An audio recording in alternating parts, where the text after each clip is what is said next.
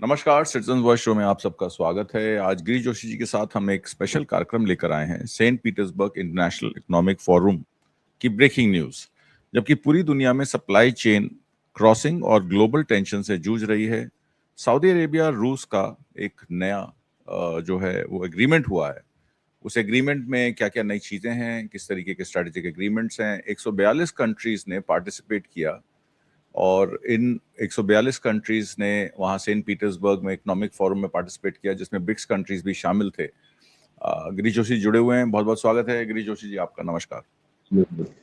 ये जो 13 strategical agreements और एमओयूज आप बता रहे थे, जो कुल मिलाकर 1.28 बिलियन, यानी कि अगर सऊदी अरेबियन रियाल की बात करें तो 4.8 बिलियन रियाल का ये सौदा हुआ है। ये कोई साधारण डील नहीं है। ये फूड सिक्योरिटी को बूस्ट करने, बायोटेक्नोलॉजी को लोकलाइज करने और दोनों देशों के बीच एग्रीकल्चर ट्रेड को एक्सप्लोर करने का एक पावरफुल मूव है। जरा इसके बारे में बताएं, क्या वहां पे हुआ और सऊदी अरेबिया रशिया पर क्या एग्रीमेंट साइन हुए सर? आत्मजीत जी, अभी ये ईस्ट और वेस्ट का डिवाइड जो है वो आप देखिए बिल्कुल चौड़ा होता चला जा रहा है। अभी 15 से 17 जून को फ्रांस में G7 की मीटिंग है। अब G7 की मीटिंग में ये क्या डिसाइड करेंगे उसका कोई एजेंडा तय नहीं था। अभी उसमें Canada, France, Germany, Italy, Japan, UK और यूएसए। अब ये किस तरफ है इनको पता है। नेटो ऑलमोस्ट खत्म होने की कगार पर है। फ्रांस, जर्मनी, इटली, इन लोगों ने अमेरिका के साथ कोऑर्डिनेशन तो बंद कर दिया है कि भाई we are, this is not our war और वी आर नॉट ज्वाइनिंग। ये तो सीधा, क्योंकि उनकी खुद की इकोनॉमी अभी स्ट्रेन में है। ये इस जुगाड़ में है कि भाई कैसे भी रशिया से सेटलमेंट होके अगर गैस पाइपलाइन से वहां से आने लगेगा तब जाके वो अभी विंटर में सर्वाइव कर पाएंगे, नहीं तो इनकी हालत खराब है। अब इसी के एवज में मास्टर स्ट्रोक पुतिन ने खेल लिया। इसने 3 और 6 जून को Saint Petersburg International Economic Forum की एक मीटिंग बुला ली, जिसमें 142 कंट्रीज have पार्टिसिपेटेड। वो प्योरली उसने जो एजेंडा दिया था वो पूरा बिजनेस रिलेटेड था कि भाई हम लोग कैसे शॉर्टफॉल और एक दूसरे को हेल्प कर सकते हैं। अब इसमें इसने देखो लाइव स्टॉक और श्रिम्प पे ज्यादा जोर दिया है। अब ये देगा सऊदी अरेबिया से, तो ये आप देखिए कि होगा क्या कि हमारा जो श्रिम्प का जो मेजर अमेरिका में जो हमारा होल्ड था, हम अभी भी खुल के बोल नहीं पा रहे हैं। हमारे second buyers largest is China, Vietnam, Japan. तो हम उसको अभी भी हम हमारे ट्रेड ऑर्गेनाइजेशंस खुल के ये नहीं बोल पा रहे हैं कि भाई हम लोग अभी इनसे धंधा बढ़ाने की कोशिश करेंगे, क्योंकि तुम BRI का रूट एडमिट नहीं कर पा रहे हो। अभी आप देखिए तो चाइना ने अपना डिपेंडेंस खत्म कर दिया। ये जो पड़े रहे, ये हम लोग भी ईरान और अमेरिका के वॉर में पड़े रहे। UAE में क्या हो रहा है, इसमें इन्होंने कम से कम 9,600 जितने पार्टिसिपेंट्स थे और उसमें सारे के सारे बिजनेस रिलेटेड थे। अब इसने, चाइना ने इस बीच में इसने cross border oil and gas pipeline डाल दिया, चाइना म्यांमार पाइपलाइन डाल दिया। फिर इसने कुकफू करके एक पोर्ट है जहां से ये जाएगा, वहां से बाय सी ये चाइना को माल पहुंचा देंगे क्रूड ऑयल का। तो स्ट्रेट ऑफ मलाका को इसने बाईपास कर दिया। साइबेरिया और रशिया के बीच में भी इन्होंने क्रूड की पाइपलाइन डाल दी है। CPC ऑलरेडी है, चाइना पाकिस्तान इकोनॉमिक कॉरिडोर। और इसने अभी चाइना, लाओस और थाईलैंड के बीच में रेलवे लाइन एक्टिव कर दी है। और एक रूट जो इन्होंने एक्टिवेट किया, that is northern sea route which was above near the Atlantic. अब ये आप देखिए कि इसने बहुत होशियारी से, जहां पे अमेरिका का मरीन में दबदबा था उसी को ही अवॉइड कर दिया। 80% जहां पे ट्रेड सी से हो रहा था, वहां पे चाइना का पोर्शन प्रो रेटा अगर पकड़ो तो उसने ऑलमोस्ट 47% अपना डिपेंडेंस रिड्यूस कर दिया है। उसकी रेलवे लाइन पड़ गई है चाइना से ईरान तक की। अब ईरान में आएगा तो वो नाउ रिसेंटली सऊदी अरेबिया का जो ट्रेड हुआ उसमें ये बताया जा सकता है, किसी एक्सपर्ट्स ने बताया, इन्होंने उसमें आर्टिकल में नहीं डाला है, कि भाई ये रशिया से माल निकल के आपका जाएगा ये कॉरिडोर को यूज करते हुए BRI का, this will go to Gwadar port. और ग्वादर पोर्ट से अक्रॉस द गॉड ओमन सी में, मतलब स्ट्रेट ऑफ ओमन वगैरह अवॉइड करके पीसफुल वाटर से निकल के ये सीधा सऊदी अरेबिया चला जाएगा अपना बाबल बंदर से। तो अभी सब ये देख रहे हैं कि जहां पे डिस्टर्ब्ड एरिया है, ईस्ट वेस्ट का कोऑर्डिनेशन जम नहीं रहा है, तो वहां पे Russia and China have definitely taken this advantage. भाई हम अभी बिजनेस ग्रो करने का एक मौका है।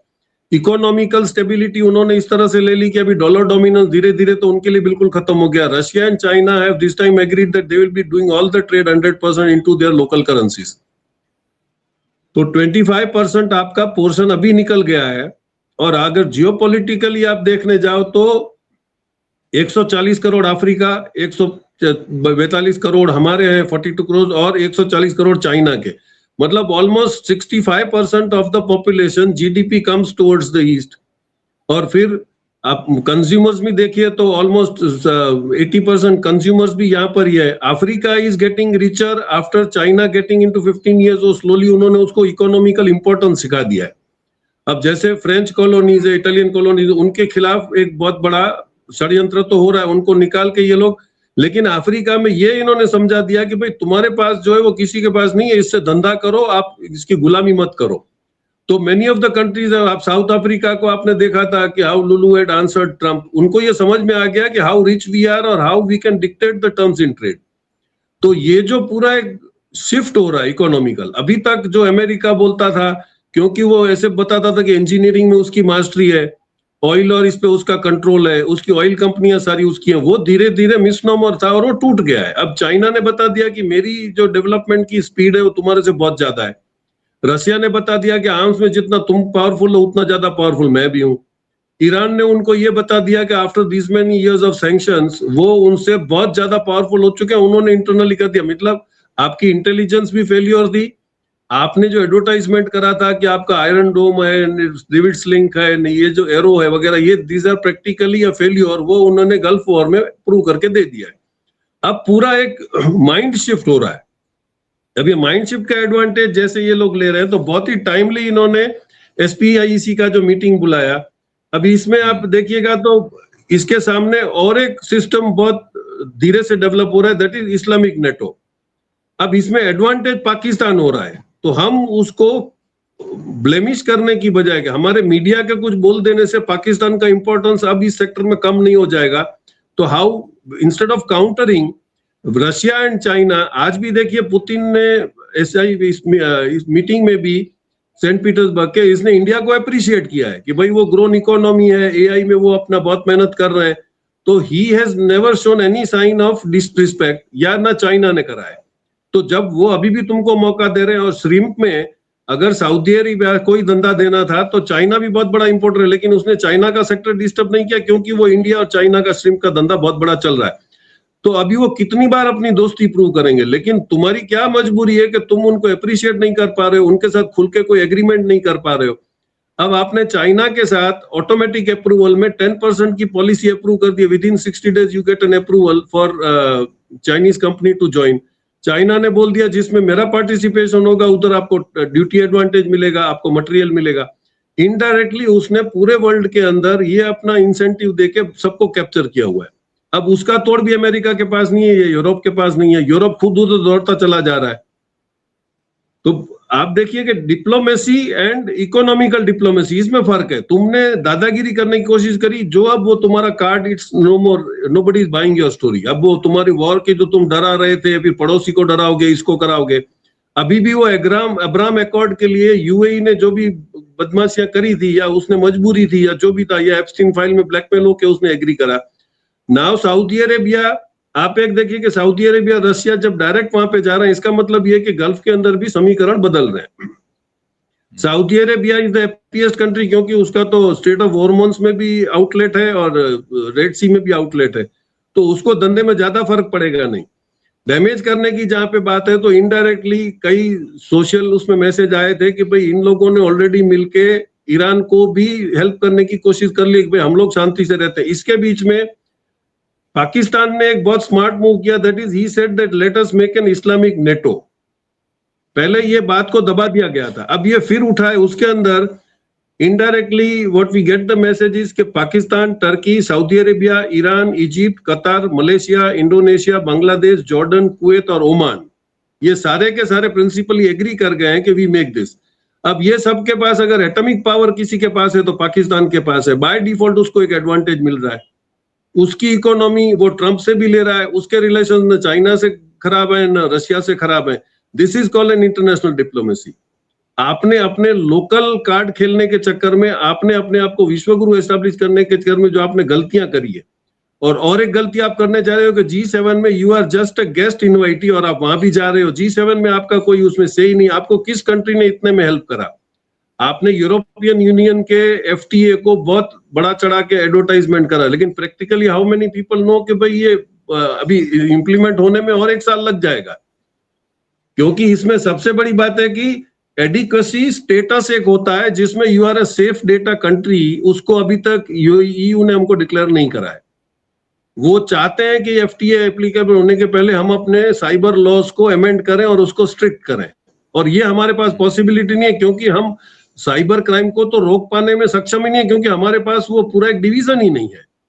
तो जब तक वो नहीं होगा तो आप एफटीए बोलते रहो हमारा इतना धंधा हो जाएगा उतना हो जाएगा, लेकिन why are you not talking कि भाई जब तक data safe country declare you आपको नहीं करेगा तो आप उसमें इन्वॉल्व नहीं होने वाले हो, आपका अल्टीमेटली फाइनल धंधा वहां पे जाके अटक जाने वाला है। तो सिर्फ एडवर्टाइजमेंट करना अपने लोकल पॉलिटिक्स के चक्कर में, अभी आपको जरूरत थी कि आप इंटरनेशनल पॉलिटिक्स में कॉन्सेंट्रेट करते, इसके बजाय आप अपने लोकल पॉलिटिक्स में पड़े रहे, स्टेट्स को कैसे कब्जाना है, किसके एमपीज को तोड़ना है। तो ये आपका जो लॉन्ग रन सोच है वो आपको डैमेज कर रहा है इंटरनेशनली। जो फ्यूचर में अगर आप बैठने जाओगे तो जो आपका स्टेटस था, आज जो स्टेटस इंडिया ने गेन किया था कि उसका कहीं ना कहीं से हुआ करता था वर्ल्ड मीट में, आज आपका से कहीं पर भी नहीं है। Nobody is trying to talk to you. आपको यूक्रेन की वॉर में कूद पड़ने की जरूरत नहीं थी, क्योंकि इसका वॉर का तो इंटेंशन था ही नहीं। अभी आपको समझ में आ रहा है कि यूक्रेन, अगर रशिया टेक्निकली देखने जाओ, अगर ईरान इजराइल को बिल्कुल सबक सिखा सकता है, अमेरिका को सबक सिखाता है, तो Russia is so much capable, उसको यूक्रेन को खत्म करना है तो it's not a big thing. लेकिन वो डिप्लोमेटिकली उसने बहुत सिस्टमेटिकली उसने आर्म्स अमेरिका के यूज करवा दिए यूक्रेन में, यूरोपियन यूनियन के करवा दिए, और फिर आप देखिए उन्होंने ईरान का वॉर शुरू किया। तो ये बाकायदा इजराइल और ये फिक्स में आ गए, क्योंकि इतना आर्म्स प्रोडक्शन कर लेना और 3 फ्रंट पे लड़ना ये तो इनकी कैपेसिटी में था ही नहीं, वो जानते थे। तो जो चाइना रशिया डिप्लोमेटिकली खेल रहे हैं लॉन्ग टर्म सोच के, वो हमको सोचने की जरूरत है। आज भी हम बोल रहे हैं कि हमने बड़ा एग्रीमेंट कर लिया, अभी अमेरिका हमको स्मॉल मॉड्यूलर रिएक्टर्स देगा। वो स्मॉल मॉड्यूलर रिएक्टर जिस कंपनी के साथ आप ट्रेड कर रहे हो वो भी तो बिल गेट्स की है। तो आपने पूरे ज्यूस ग्रुप को वहां से निकाल के इजराइल से तो आपने इंडिया में बिठा दिया। आप ये इसकी नाराजगी कब तक उसकी रहेगी? चाइना और रशिया कब तक आपसे कोऑपरेट करेंगे? अभी तो बोल रहे हैं कि एआई में सुपर पावर बनेगा। सुपर पावर का इंफ्रास्ट्रक्चर आपके पास है नहीं। 10 लाख लीटर रोज का पानी, 4 बड़े डेटा सेंटर बनने चले जा रहे हैं, 40 लाख लीटर का पानी आप कहां से निकालोगे? 80% वो इवापोरेट हो जाएगा। चाइना ने उसी जगह पे वही डेटा सेंटर्स को उसने समुद्र में उतार दिया है ताकि वो उसमें ठंडक रहेगा, ही डजंट नीड वाटर। तो all these systems that you have, हमारे पास थोरियम सबसे ज्यादा था। Doctor Homi Bhabha was the first person who decided कि भाई हम थोरियम से यूरेनियम बना के, हम छोटे एसएमआर बना के हम पावर में सक्सेसफुल हो सकते हैं। हमने वो नहीं करा, हम डर गए, क्योंकि उनको मार दिया गया। तो उसके बाद भी थोरियम तो किसी के पास नहीं था। हम कम से कम चाइना को ये बोल देते कि भाई थोरियम हम तुमको देते हैं, तुम हमको रिफाइन करके दे दो। लेकिन we have not thought of a long term. हम अभी भी शॉर्ट टर्म 5 साल का ही सोच के इंडिया को चला रहे हैं। This will be the dangerous step in future also. जी, आपने जो भी कहा मैं उसको वाइंड अप कर देता हूं पहले, फिर आगे बढ़ता हूं। आपने कहा कि 2026 रेट्रोस्पेक्टिव में Saint Petersburg International Economic Forum में 24,500 पार्टिसिपेंट्स ने पार्टिसिपेट किया। 142 कंट्रीज थे, 9,200 बिजनेस रिप्रेजेंटेटिव्स थे, 1,084 एग्रीमेंट साइन हुए, जिसमें $68 बिलियन रूबल्स का एग्रीमेंट रशिया ने किया। दूसरी बात आपने कही कि रशिया और चाइना ऑलरेडी अपने जो ब्रिक्स है और जो उनका क्या नाम है आपका बीआरआई है, सीपीसी कॉरिडोर के तहत गवादर पोर्ट से अब बिजनेस ऑपरेशन शुरू हो गए। एक तरफ पाकिस्तान जो है वो कजाकिस्तान किर्गिस्तान का रास्ता खोल के एक जियो पॉलिटिक्स में अपनी पैड बना के बैठ गया है, और दूसरा वो इस्लामिक नाटो कंट्रीज बना के, जिसमें Egypt, Turkey, Saudi Arabia, Qatar, Kuwait, यहाँ पे तो ऑलरेडी शहबाज शरीफ खुद जाके विजिट करके आए हैं। उनके साथ मिलकर एक इस्लामिक नाटो बनाकर एक पैरेलल ओआईसी में अपनी धाक जमाने के लिए वो बैठा है। तीसरा विषय आपने बताया G7 कंट्रीज का, जिसमें भारत एक इनवाइटी है पर बलि का बकरा बन रहा है, क्योंकि भारत का कोई स्टेक नहीं है उन G7 कंट्रीज में। बजाय भारत को ग्लोबल साउथ में ब्रिक्स के साथ, चाइना के साथ आरआईसी में खड़ा होना चाहिए। आपने भी देखा हाल ही में चाइना के फॉरेन सेक्रेटरी ने भी ये कहा कि हम रशिया और इंडिया के साथ मिलकर एक सुपर पावर क्रिएट करना चाहते हैं। उन्होंने वही बात की जो आप लगातार कहते आए हैं कि हमारे पास 50% जीडीपी है वर्ल्ड की, हमारे पास 70% पॉपुलेशन है, तो हम उस तरफ क्यों जाएं। यही बात रशिया कर रहा है और यही बात चाइना कर रहा है। रशिया ने चाइना को, अमेरिका को जो है क्रिटिसाइज किया कि आप इंडिया को दबाने की कोशिश कर रहे हैं। उधर चाइना भी कह रहा है कि आप हमारे साथ आ जाइए। पर भारत की कुछ वैश्विक मजबूरियां हैं। पहले तो वो मजबूरियां समझनी जरूरी है कि भारत की ऐसी क्या मजबूरी है कि वो अमेरिका और यूरोपियन कंट्रीज के साथ अलाइन हो रहा है। आपने देखा यूरोपियन एफटीए के लिए बहुत सारा ढोल पीटा गया, और उसके बाद उसको उस तरीके से एफटीए जो है इम्प्लीमेंट नहीं हो पा रहा है, क्योंकि बहुत सारी कंडीशंस हैं, क्यूवीसी कंट्रोल्स हैं, कार्बन एडजस्टमेंट मैकेनिज्म है, जिसके तहत भारत में इंपोर्ट तो आ सकता है, पर भारत का एक्सपोर्टर जो है वो दबा हुआ है, रुपया भी लगातार गिर रहा है। तो ये मैं आपसे समझना चाहता हूं कि भारत पर ऐसा क्या दबाव है। और दूसरी बात इसी से रिलेटेड है कि आपने भी देखा, क्योंकि आप मैरीटाइम डेटा भी चेक करते रहते हैं, ये भी 3 दिन में जो 3 जहाजों पे भारतीय सेलर्स पे अटैक हुआ है, चाहे वो किसी के भी फ्लैग हों, उसमें 3 भारतीय मारे गए। अभी तक एक्सटर्नल अफेयर्स मिनिस्ट्री ने क्लियरली अमेरिका को टारगेट नहीं किया है। उन्होंने मजम्मत तो की है, पर अमेरिका को टारगेट नहीं किया है। एक सॉफ्ट करके छोड़ दिया है कि अमेरिका को टारगेट करेंगे तो क्या पता ट्रम्प साहब नाराज हो जाएं। मैं जरा इस पे समझना चाहता हूं, ऐसी क्या मजबूरी है मोदी सरकार की। आपको याद होगा जब कुछ फिशरमैन पकड़े गए थे यूपीए 2 सरकार में, तो यही मोदी साहब जब सीएम थे, आपको याद होगा, गुजरात के, तो बड़ी मजम्मत करते थे। अब क्या हो गया ऐसा? जी नहीं, ये तो पोजीशन डिफरेंस है। वो तो सीएम थे तभी हांगकांग से चाइना में गुजरात के 6 या 7 स्मगलर पकड़े गए थे हीरा स्मगलिंग करते हुए। उसको छुड़वाने के लिए भी तो गए थे ना, मोदी साहब ही गए थे। और वहां पे वो जयशंकर उस टाइम पे एम्बेसडर थे, तो उनका वो भी वो इनाम मिल रहा है, वो भुगत के ऐश कर रहे हैं। तो ऐसा तो नहीं है, he has got his own priorities कि भाई मेरे को जो करना है, और वो हम देख रहे हैं कि उनके दिमाग में जो आ गया वो ये करते हैं। तो अभी आप जो बोल रहे हो, अगर अमेरिका के पास इतना इंटेलिजेंस नहीं है, वो अगर कल बोलता है कि हाँ हमने फायर तो कर दिया, अगर वो ऐसे बोलता है कि भाई गलती से फायर हो गया है तो अलग बात है, या ये फॉल्स फ्लैग था कि कहीं इजराइल ने मार दिया हो अमेरिका और इंडिया का रिलेशन, कुछ भी वो एक्सक्यूज वो दे सकते थे। इसके बजाय आप मेरे को बताइए, वहां से रेगुलर रशिया की, नॉर्थ कोरिया की, चाइना की शिपें निकल रही हैं, इनकी हिम्मत नहीं है किसी की कि उस पर आप अटैक कर दें। आप उसके नजदीक नहीं जा पा रहे हो क्योंकि उन्होंने अपना प्रोटेक्शन ले लिया। आपने बोल दिया कि हमारी नेवी वहां पे खड़ी हुई है, तो हमारी नेवी उनको एस्कॉर्ट क्यों नहीं कर पा रही है? तो ये सब बातें करना, उसके बाद बोलना। एक तो आप देखिए, हम लोगों ने पहले भी डिस्कस करा था कि आप पंगु इसलिए हो क्योंकि आपके पास खुद की सैटेलाइट्स ही नहीं है। आपको मिनिमम 4 सैटेलाइट चाहिए किसी भी लोकेशन को आइडेंटिफाई करने के लिए इनटू मीटर्स। अब आपके पास 3 है, और 3 एक सिंपल रीजन के लिए कि एटॉमिक क्लॉक आप बना नहीं पा रहे हो। और ये भी फिर बीच में बात आई थी कि हमने 2 सैटेलाइट जो भेजी जिसमें एटॉमिक क्लॉक हमने क्रिएट किया हुआ था, वो दोनों स्पेस में ही नहीं पहुंची। तो सारे कंट्रीज मिलके कौन हम पे सेबोटेजिंग कर रहा है? तुम्हारा ईडी, सीबीआई, एनआईए, ये सब क्या ये एमपीएमएल उसको पकड़ने के लिए रखा हुआ है, या इंटरनेशनल सेबोटेजिंग को पहले एडवांस में नोटिस देने के लिए रखा हुआ है? आपका आर्मी इंटेलिजेंस है, आपका air force intelligence, nobody was able to say कि आपकी 2 सैटेलाइट्स सेल्फ मेड क्यों गिर गई। तो ये सब सवाल है जिस पे ये जवाब देना चाहिए, इसके बजाय कि वो दूसरों को ब्लेमिश करें। और अभी इनको सिर्फ एम्बेसडर को बुलाने से काम नहीं होता है, they should have registered protest. आपको याद हो तो मनमोहन सिंह के टाइम पे खबरगड़ी करके एक हमारी एम्प्लॉय थी अमेरिका में, उसको उन्होंने बहुत ही रिडिक्यूल किया था एयरपोर्ट पे, और उसको बिल्कुल इंसल्टिंग वे में, in spite of C being an embassy card holder. तो 1 ही घंटे के अंदर मनमोहन सिंह ने मैसेज देके उनकी यूएस एम्बेसी की दिल्ली में सिक्योरिटी हटवा दी थी कि भाई now you take care of your security, और अमेरिका घबरा गया था। ये होता, ये पब्लिक डिस्कस, क्योंकि गोदी मीडिया ये आपको बोलेगी नहीं। यू कैन सर्च आउट कि खबरगड़ी के साथ क्या डिस्प्यूट हुआ था, how India reacted to that. उन्होंने बोल दिया ठीक है, अगर हमारी सिक्योरिटी में आपको दिक्कत है तो आपकी सिक्योरिटी हमें भी दिक्कत, हम भी हटा लेते हैं, आप अपनी सिक्योरिटी अरेंज करो। अमेरिका घबरा गया था क्योंकि वो Delhi was a vulnerable point at that time.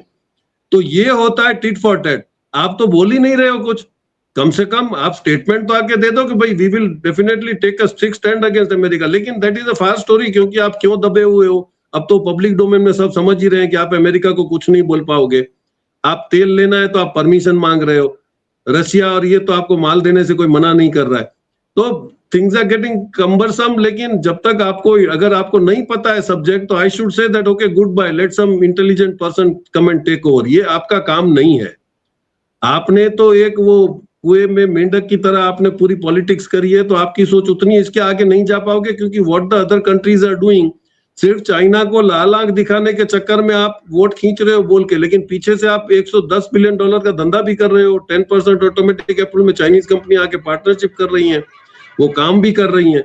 आपको बेंगलोर की मेट्रो में, आपको ऑटोमेटिक मेट्रो जो पहली इंडिया की बन रही थी, उसमें आपने पहले वीजा बंद किए, बाद में वो उन्हीं हाथ पांव जोड़ के उन इंजीनियर्स को बुलाना पड़ा आपको।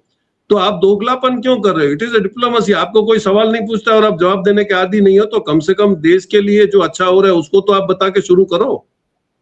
Why are you playing double games? और ये इंटरनेशनल फोरम पे देखा जा रहा था। As a CM you are not being noticed by the world, as a PM you are being noticed by every country of the world, और सब अपना अपना प्लानिंग उसी के हिसाब से करते हैं। जी, इसमें एक छोटी सी बात आपसे और पूछनी है। रूस एक बड़ा एग्रीकल्चरल एक्सपोर्टर है, grains, life stock technology, biotechnology, vaccines और एनिमल फीड भी। सऊदी अरेबिया के साथ जो विजन 2030 का डॉक्यूमेंट है उसमें इन सब चीजों का ख्याल रखा गया है। हमारे वाले सोरगम, सोयाबीन और एनिमल फीड की बात कर रहे हैं अमेरिका से। रशिया हमारा नेबर है, रशिया के साथ हमारे पुराने ताल्लुकात हैं, नेहरू के समय से हम लोग रशिया के साथ, और रशिया ने हमें तमाम टेक्नोलॉजी दी है। आज हमारी जितनी भी मिलिट्री के इक्विपमेंट्स हैं वो रशिया की देन है, और जॉइंट कोलैबोरेशन में हमने स्टील के कारखाने लगाए, वेपन्स के कारखाने। हमारा हिंदुस्तान एरोनॉटिकल्स लिमिटेड का सारा टेक्नोलॉजी बेस तो रशिया का ही है। तो क्या Bokaro, first plant was Bokaro. Bokaro was the first steel plant. जी जी जी। तो मैं आपसे ये पूछना चाहता हूं कि अगर रशिया सेल्फ सफिशिएंट है एज एन एक्सपोर्टर कंट्री, और हमें आपने अभी बात की एनिमल उसकी हस्बेंड्री की, पोल्ट्री की, श्रिम्प्स एक्सपोर्ट की, तो क्या Russia can not be our natural ally? जब सऊदी अरेबिया की मदद कर सकता है तो भारत की मदद करने में क्या दिक्कत है? कि भारत उनसे मदद मांग नहीं रहा है? मैं बस इतनी आपसे समझना चाहता हूँ। नहीं मांग नहीं रहा, आपके बहुत कुछ कंपल्सन्स हैं। आपको एक यूनिक ये लगेगा मैटर कि यहाँ से मेल शीप जो है वो रेगुलर एक्सपोर्ट्स हो रहे थे ज्यादातर हमारे कच्छ के तुणा पोर्ट से, और वो सालों से, सदियों से चल रहा है वो काम।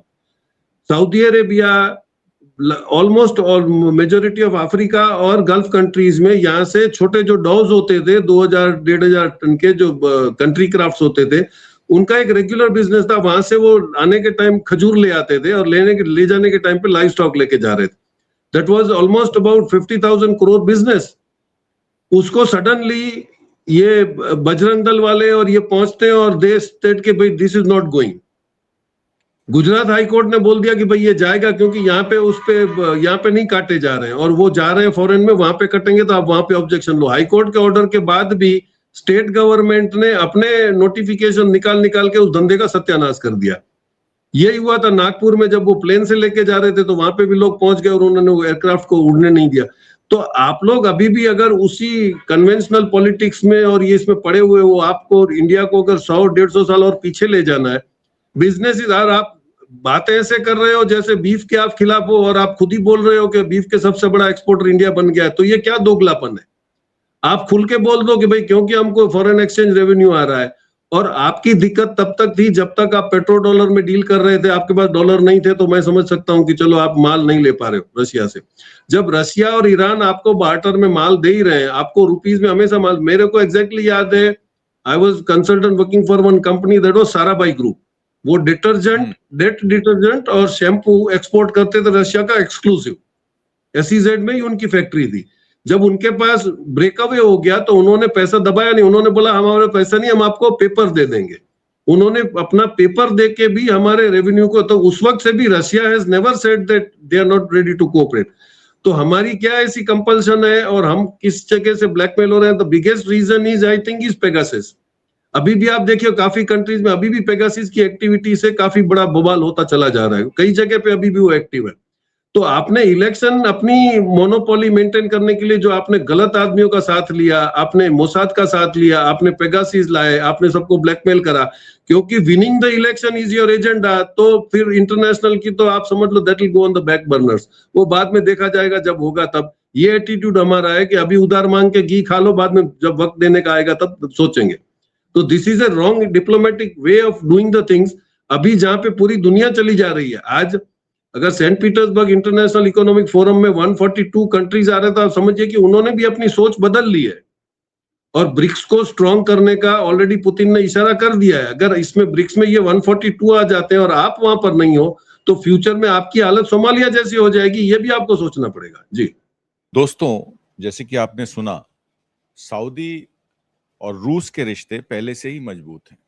ओपेक प्लस में ऑयल पर सहयोग के साथ अब एग्रीकल्चर और बायोटेक में भी डबल डाउन।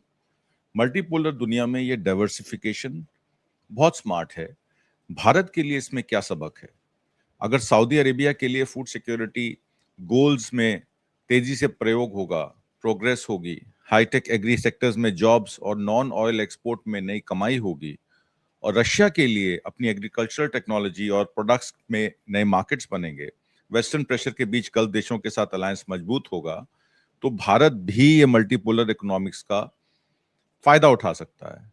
ब्रिक्स में भारत जुड़ा हुआ है, ब्रिक्स की चेयर भारत के पास है। ब्रिक्स से जुड़े देश ट्रेडिशनल डिपेंडेंसी को बाईपास करते हुए पैरेलल ट्रेड नेटवर्क बना सकते हैं। क्या आपको लगता है कि ये जो 1.28 बिलियन डॉलर की सऊदी रूस डील है फूड सिक्योरिटी और विजन 2030 के तहत, कि भारत भी इसका फायदा उठा सकता है? भारत के लिए इस डील पर क्या प्रभाव पड़ेगा? क्या इससे भारत को फूड इंपोर्ट और सप्लाई चेन में फायदा होगा या भारत के लिए चुनौती होगी? भविष्य में सऊदी रूस के बीच और कौन से सेक्टर में बड़ी डील्स हो सकती है? इससे भारत को क्या सबक लेना चाहिए? क्या यूरोप के साथ फ्री ट्रेड एग्रीमेंट और अमेरिका के साथ ट्रेड एग्रीमेंट करके भारत की एग्रीकल्चरल, भारत की लोकल इंडस्ट्रीज और भारत के एक्सपोर्ट्स क्या सुरक्षित रहेंगे? ये सवाल खड़े होते हैं। इस वीडियो को शेयर कीजिए उन सबके साथ जो ग्लोबल चैलेंज फॉलो करते हैं। सिटीजन वॉइस शो देखने के लिए आप सबका धन्यवाद। अगले वीडियो में फिर मिलेंगे। नमस्कार। Thank you very much.